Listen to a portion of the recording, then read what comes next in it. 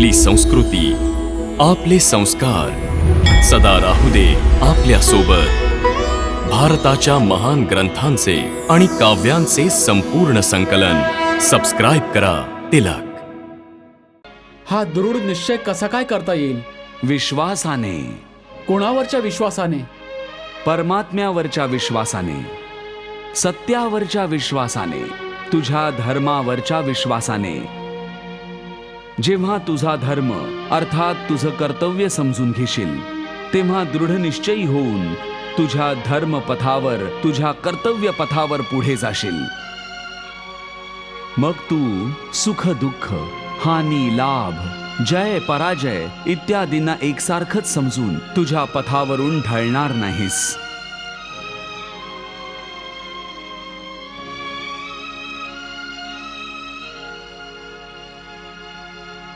हे अर्जुना, तू शिष्य बनून मला शरण आला आहेस, म्हणून इथपर्यंत मी तुला ज्ञानयोग अथवा सांख्ययोगाची शिकवण दिली आहे.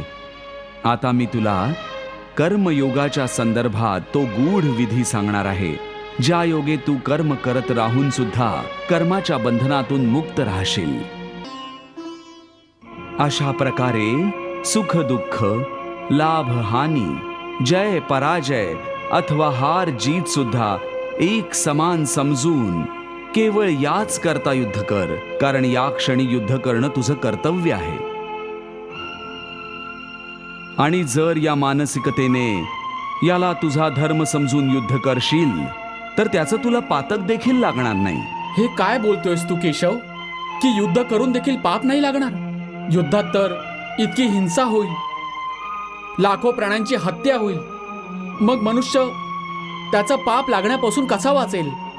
जर कुठचंही कार्य निष्काम कर्मयोगाच्या भावनेने केलं गेलं, तर ना त्याचं पाप लागतं आणि ना त्याचं पुण्य मिळतं.